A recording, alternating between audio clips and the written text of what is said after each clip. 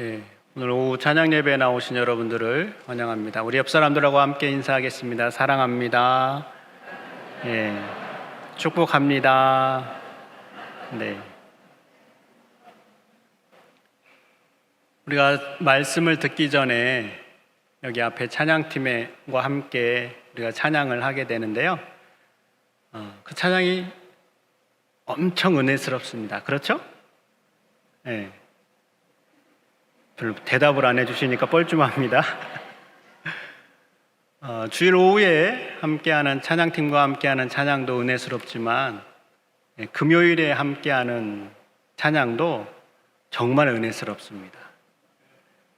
근데 금요일과 오늘 주일 오후에 함께하는 이 찬양팀에 이름이 있는데 그 이름이 뭔지 아세요? 네. 역시 우리 충청도는 대답들을 안 하셔서요. 예, 그 찬양팀의 이름은 스티그마라고 합니다. 스티그마라는 말은 흔적이라는 뜻을 가진 단어인데요. 갈라디아서에서 사도 바울이 내가 내 몸에 예수의 흔적을 가졌노라 라고 할 때 그 흔적, 그 단어가 스티그마라는 단어입니다. 흔적은 우리 몸에 상처로 인하여 생긴 자국을 뜻하는데요. 큰 수술을 하거나 어딘가에 긁혀서 우리 몸에 생긴 흔적도 있고 또 눈에 보이지 않는 흔적도 있습니다. 사랑하는 사람을 떠나보낸 마음의 상처 혹은 정말로 믿었던 사람의 배신이나 그런 이별로 인하여서 찾아온 마음의 아픔, 이런 것들은 보이지 않는 흔적으로 우리에게 남게 되는 것이죠. 다행인 것은 이러한 상처로 생긴 흔적들은 시간이 지나면 희미해진다라는 겁니다. 아마 만약 희미해지지 않는다면 우리는 아마 큰 고통 속에서 살아가게 될 것입니다. 그러나 우리가 신앙생활을 하면서 우리가 여러 가지 희미해지지 않아야 될 시간이 지날수록 오히려 더욱 분명해져야 할 한 가지가 있습니다. 그것은 무엇일까요? 바로 내가 경험한 하나님 아버지의 사랑의 경험입니다. 나를 이토록 사랑하시는 하나님 아버지의 사랑에 대한 경험, 그 마음의 각인, 그 각인은 시간이 지날수록 우리에게 보다 더 뚜렷해지고 분명해져야 한다라는 것이죠. 아마 여러분들 안에는 하나님으로부터 받은 이 사랑의 경험이 아마 각자 마음에 새겨져 있을 것입니다. 제게도 있습니다. 저는 고등학교 3학년 때부터 대학 1학년 여름방학 때까지 신앙적으로 방황을 좀 했던 때가 있습니다. 당시 제가 생각할 수 없는, 제 어린 나이로 이해할 수 없는 일이 교회에서 일어나서 하나님께서는 왜 이 일에 대해서 개입하지 않으실까? 그냥 내버려 두시는 것일까? 이런 질문을 던지면서 하나님에 대해서 계속해서 고민하기 시작했습니다. 시간이 지나도 상황이 개선되지 않자 제 마음속에는, 제 나름으로는 하나님이 혹시 안 계신 건 아닐까? 하나님이 안 계시니까 지금 일어나고 있는 일에 대해서 아무런 조치를 취하지 않으시는 것이 아닐까? 이러한 생각을 하게 되었습니다. 그렇게 해서 대학 1학년 여름방학이 되었을 때 제 마음속으로는 작은 결론을 내렸습니다. 하나님께서는 더 이상 계시지 않는가 보다. 하나님이 계시지 않으니까 당연히 교회에 안 나가도 되겠구나. 제가 그렇게 마음을 먹었습니다. 그런데 바로 그때 서울에서 학교를 다니던 제 바로 위의 형이 저의 이런 상황을 알고 거의 반강제적으로 제 손을 이끌고 기도원에 데리고 갔습니다. 반강제적으로 제가 끌려갔으니까 기도원에 가기는 갔지만 몸은 와 있었지만 마음은 와 있지 않았죠. 그래서 첫날 집회를 하는데 저 뒷자리에 앉아가지고 앞에서 강사님은 하십시오, 저는 그냥 있겠습니다, 이러한 마음으로 그저 앉아 있었습니다. 그런데 이러한 저의 마음과 또 저의 모습과 상관없이 하나님께서는 그 첫날 밤 기도하는 시간에 저를 만나 주셨습니다. 마치 아기를 안고 있는 엄마의 두 손처럼 제가 그렇게 고민하고 방황하고 있음에도 불구하고 저를 두 손으로 품어주시는 하나님의 두 손길의 모습을 저에게 보여주시면서 내가 너를 이렇게 사랑하고 있다라고 제게 말씀해 주셨습니다. 그날 밤은 저에게 새로운 날이었습니다. 주변의 사람들 아랑곳하지 않고 너무너무 기쁜 마음으로 하나님을 마음껏 찬양하며 정말 미친 듯이 그 몇 시간을 보냈던 기억이 있습니다.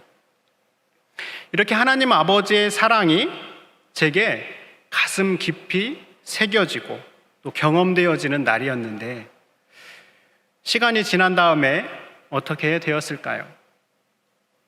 그때의 충만한 감격과 그 기쁨이, 그 흥분이 희미해지게 되는 것이죠.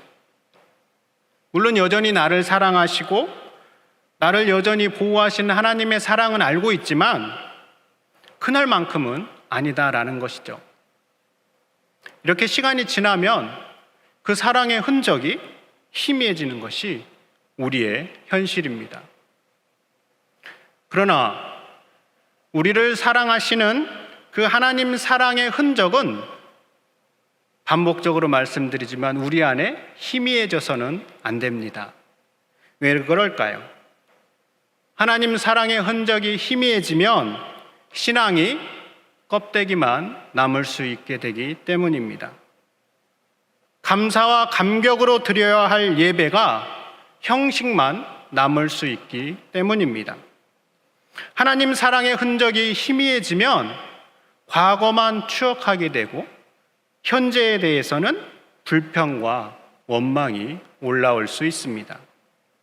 무엇보다 하나님을 향한 우리의 사랑의 흔적이 희미해지는 건 우리를 그토록 사랑하시는 하나님의 사랑에 대한 올바른 모습이 아니기 때문입니다.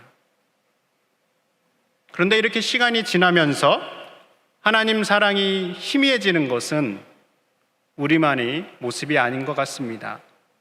이스라엘 백성들도 그러했습니다. 여러분, 우리가 경험한 하나님 사랑도 참으로 크지만 이스라엘 백성들만큼 큰 사랑을 경험한 그런 사람들이 있을까요? 이들이 경험한 하나님 사랑은 어떻습니까? 애굽에서 종살이를 하고 있을 때 하나님께서 그들을 해방시켜 주셨습니다. 하나님께서 이들을 해방시키신 이유가 무엇일까요? 신명기 7장 8절에서는 그 이유를 이렇게 말씀하고 있는데 우리 함께 한번 읽어보겠습니다. 시작. 여호와께서 다만 너희를 사랑하심으로 말미암아 또는 너희 조상들에게 하신 맹세를 지키려 하심으로 말미암아 자기의 권능의 손으로 인도하여 내시되 너희를 그 종되었던 집에서 애굽 왕 바로의 손에서 속량하셨나니. 아멘. 네, 이 앞부분에서는 여호와께서 다만 너희를 사랑하심으로, 하나님께서 이스라엘을 해방시킨 이유는 아주 단순합니다. 그들을 사랑하셨기 때문에 그들을 해방시키셨다라는 것이죠. 이스라엘 백성들이 노예 생활에서 벗어날 만한 행위나 자격을 보지 않으시고 그저 그들을 사랑하셨기 때문에 그들을 해방시켜 주신 겁니다. 이 얼마나 감격스러운 하나님 사랑의 모습입니까? 그리고 이스라엘이 불순종으로 비록 광야에서 40년간의 시간을 보내기는 했지만 하나님께서는 그 기간에도 여전히 그들을 사랑하셔서 만나와 메추라기로 먹을 것과 마실 것, 또 반석에서 물을 내셔서 마실 물을 주셨습니다. 이토록 세심한 하나님의 사랑을 경험한 이스라엘 백성들이지만 그들은 어떠했습니까? 그때뿐이었습니다. 시간이 지나고 나면 다시 불평하고 원망했습니다.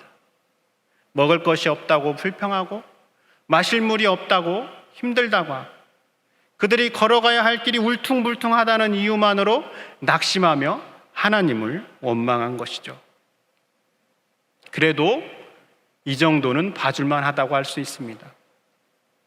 그 큰 하나님의 사랑을 경험한 이스라엘 백성들은 시간이 흘러서 구약의 마지막 책인 말라기에서는 이러한 반응을 보이기까지 합니다. 말라기 1장 2절의 말씀인데요. 여호와께서 이르시되 내가 너희를 사랑하였노라 하나 너희는 이르기를 주께서 어떻게 우리를 사랑하셨나이까 하는도다. 하나님께서 이스라엘 백성들 내가 너희를 사랑한다 라고 말씀하시는데 이스라엘 백성들은 오히려 하나님을 향하여 따지는 거죠. 하나님께서 언제 우리를 사랑하셨습니까? 여러분, 남녀 관계에서 사랑이 식으면 어떻게 되나요? 당신이 나를 사랑한 게 뭔데? 나를 사랑하기는 했어? 이렇게 질문을 하면서 따지기 마련이죠. 이스라엘 백성들의 반응이 지금 딱 그러합니다. 이들은 그토록 큰 하나님 사랑을 경험했음에도 불구하고 도대체 하나님께서 자신들을 어떻게 사랑하셨는가에 대해서 하나님 앞에 따지고 있는 것이죠. 이들의 모습에는 하나님 사랑을 받았음에도 불구하고 하나님 사랑의 그 흔적을 도저히 찾아볼 수 없습니다. 그러나 이런 이스라엘 백성들의 모습과 달리 하나님은 동일하셨습니다. 여전히 그들을 한결같이 사랑하고 있다라고 하나님께서는 예언자들을 통하여서 계속해서 말씀하고 계십니다. 이사야서를 통해서는 하나님을 찾지 않는 이스라엘 백성들을 향하여서 내가 여기 있다라고 하나님께서 말씀하시면서 두 팔을 벌리고 내가 그들을 부르고 있다라고 말씀하셨습니다. 호세아 선지자는 결코 끊을 수 없는 하나님 사랑의 모습을 우리에게 이렇게 기록하고 있습니다. 호세아 11장 1절과 2절의 말씀입니다. 이스라엘이 어렸을 때에 내가 사랑하여 내 아들을 애굽에서 불러냈거늘 선지자들이 그들을 부를수록 그들은 점점 멀리하고 바알들에게 제사하며 아로새긴 우상 앞에서 분향하였느니라. 에브라임이여 내가 어찌 너를 놓겠느냐? 이스라엘이여 내가 어찌 너를 버리겠느냐? 내가 어찌 너를 아드마같이 놓겠느냐? 어찌 너를 스보임같이 두겠느냐? 내 마음이 내 속에서 돌이키어 나의 긍휼이 온전히 불붙듯 하도다. 이 말씀은 하나님께서 결코 이스라엘을 잊어버릴 수 없고 그들을 끊을 수 없다. 내 마음이 불붙듯 하며 너희들을 사랑하고 있다라고 말씀하고 있는 것이죠. 이렇게 이스라엘 백성들의 모습에도 불구하고 하나님께서는 하나님의 사랑하는 그 이스라엘 백성들을 결코 포기하지 않으셨습니다. 그리고 사랑 자체이신 그 하나님은 이제 이스라엘 백성들만이 아닌 온 인류를 위한 사랑으로 그 범위를 넓히셨습니다. 이번에는 모든 사람들에게 하나님 사랑을 눈으로 확실하게 보여주기로 작정하셨습니다. 어떻게 보여주셨을까요? 바로 여기 있는 이 십자가를 통하여서 하나님께서 우리를 사랑하시는 그 사랑을 눈으로 보여주셨습니다. 오늘 로마서 5장 8절의 말씀이 우리에게 말씀하는 바가 그것입니다. 우리 함께 한번 다시 읽어보겠습니다. 시작. 우리가 아직 죄인 되었을 때에 그리스도께서 우리를 위하여 죽으심으로 하나님께서 우리에 대한 자기의 사랑을 확증하셨느니라. 아멘. 여러분, 의로운 사람을 위하여 죽는 일이 쉬울까요? 선한 사람, 저 사람 참 착해, 이런 사람을 위하여 죽는 일이 가능할까요? 의로운 사람이나 선한 사람을 위하여 죽는 일이 아마 어렵긴 하지만 그래도 가끔 가다 보면 있을 수 있을 것 같습니다. 그러나 죄인을 위하여 대신 죽는 것은 어떨까요? 죄인을 위하여 대신 죽을 수 있는 사람이 있을까요?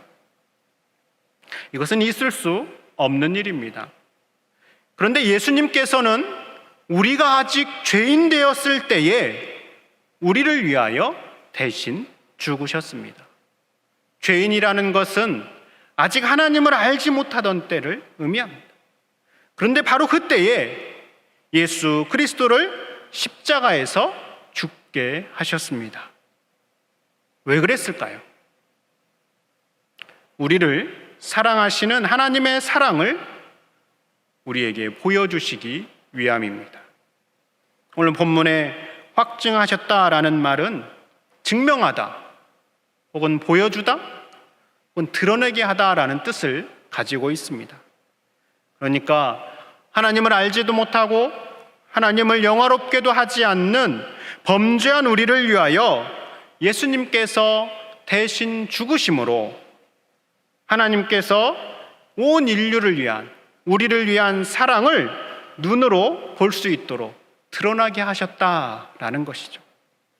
그리고 이 사랑을 끊을 수 있는 것은 아무것도 없다라고 로마서는 우리에게 말씀하고 있습니다. 그러므로 이제 우리가 하나님의 여전한 사랑을 받고 있음을 알게 되었다면 우리의 몫은 무엇일까요? 우리는 무엇을 해야 할까요?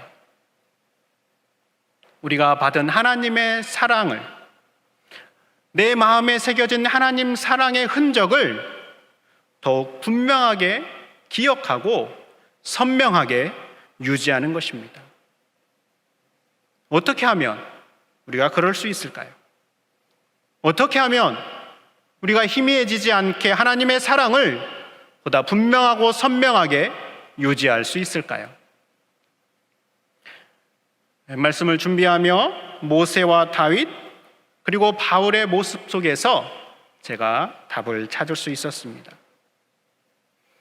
모세는 이스라엘 백성들에게 자신의 죽음이 가까워지게 되자 하나의 노래를 가르치게 됩니다. 그 노래의 가사의 시작에는 이렇게 기록되어 있습니다. 함께 읽어볼까요? 옛날을 기억하라, 역대의 연대를 생각하라.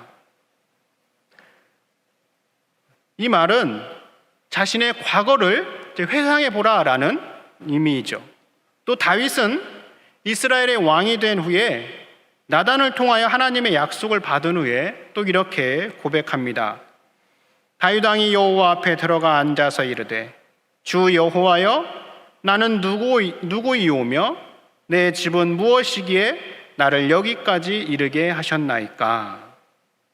이 다윗의 이 고백 역시 도대체 내가 어떠한 사람이기에, 내가 과거에 어떠한 사람이었기에 나를 이 자리에 이르게 했는가라는 과거에 대한 기억이 담겨져 있습니다. 바울 역시 복음을 전한 일에 특심으로 계속해서 복음을 전하는데 사도행전에 보면 9장과 22장과 26장에 걸쳐서 자신이 예수님을 만난 그 뜨거운 사건의 경험을 회고하는 것을 기록하고 있습니다. 바울은 그 3번의 사건을 돌이켜 보므로 나의 나된 것은 다 하나님의 은혜다라고 고백하고 있습니다. 모세와 다윗과 바울 이 3사람의 공통점은 하나님께로부터 받은 사랑의 경험을 기억하고 회상하고 있다라는 겁니다. 그러므로 희미해지는 하나님 사랑을 보다 분명하게 하고 뚜렷하게 하는 길은 우리가 과거 하나님께로부터 받은 사랑의 경험을 떠올려보고 다시 회상하는 겁니다. 그때 받은 하나님 사랑의 감격을 떠올려 보면서 하나님께서 나를 이렇게 사랑하셨구나라고 다시금 확인해 보는 것이죠. 이를 위해 보다 실제적인 방법으로 제럴드 메이라는 영성 지도자는 사랑의 각성이라는 책에서 이러한 방법을 제시하고 있습니다. 바로 기억을 되새겨주는 물건을 활용하거나 짧은 성경 구절이나 식구를 적은 카드를 이용하는 것도 좋은 방법이다라는 것이죠. 우리가 잘 아는 스바냐의 말씀, 너희 하나님 여호와가 너희 가운데 계시니 그는 구원을 베푸실 전능자이시라. 그가 너로 말미암아 기쁨을 이기지 못하시며 너를 잠잠히 사랑하시며 너로 말미암아 즐거이 부르며 기뻐하시리라. 이러한 구절의 말씀을 적고 내 눈에 잘 띄는 곳에 붙여놓으라는 것이죠. 그래서 그 구절들을 반복해서 읽으면서 하나님께서 나를 사랑하시는구나 라는 것을 확인하는 것도 하나의 방법이다라는 겁니다. 사랑하는 여러분, 여러분 안에 하나님 사랑의 흔적은 어떻습니까? 혹시 희미하거나 흐릿해지지는 않았습니까?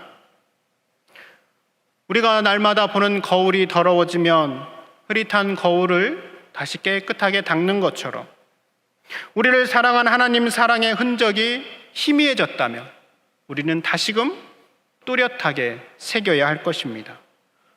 이것은 하나님 아버지의 사랑을 회상하고 기억하는 데 있습니다.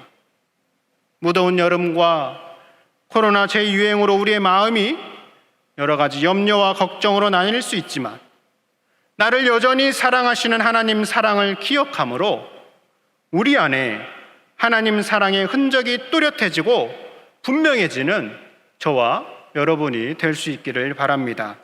그래서 우리 앞에 놓여지는 다양한 상황들을 하나님 사랑의 힘으로 넉넉하게 이겨내는 우리 모두가 되었으면 좋겠습니다.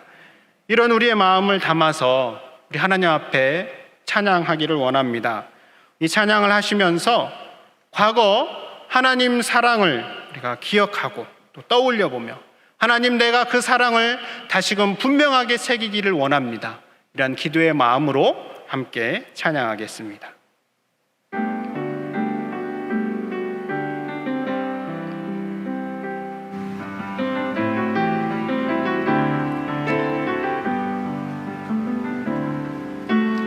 아버지 사랑 내가 노래해, 아버지 은혜 내가 노래해. 그 사랑 변함없으신 거짓 없으신 성실하신 그 사랑, 상한 갈대 꺾지 않으시는 꺼져가는 등불 끄지 않는 그 사랑, 변함없으신 거짓 없으신 성실하신 그 사랑,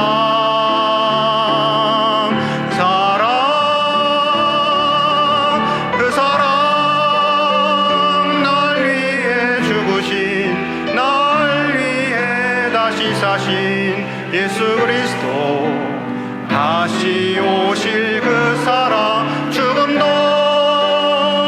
생명도 천사도 하늘의 어떤 권세도 끊을 수 없는 영원한 그 사랑, 예, 그 사랑, 그 사랑 날 위해 죽으신, 날 위해 다시 사신 예수 그리스도, 다시 오실 그 사랑, 죽음도 생명도 천사도 하늘의 어떤 권세도 끊을 수 없는 영원한 그 사랑, 예수. 기도하겠습니다. 하나님 아버지, 사망이나 생명이나 천사들, 권세자들이나 다른 어떤 피조물로부터 우리를 하나님의 사랑에서 끊을 수 없다라고 말씀하고 있습니다. 그리고 그 약속의 말씀을 우리 가운데 계속해서 이루어주고 계심을 우리가 고백합니다. 그 사랑을 우리에게 보여주셔서 또한 감사합니다. 우리가 그 하나님의 사랑을 기억함으로 하나님의 사랑을 늘 마음에 분명하게 새기며 살아갈 수 있게 해 주시옵소서. 예수님 이름으로 기도드립니다. 아멘.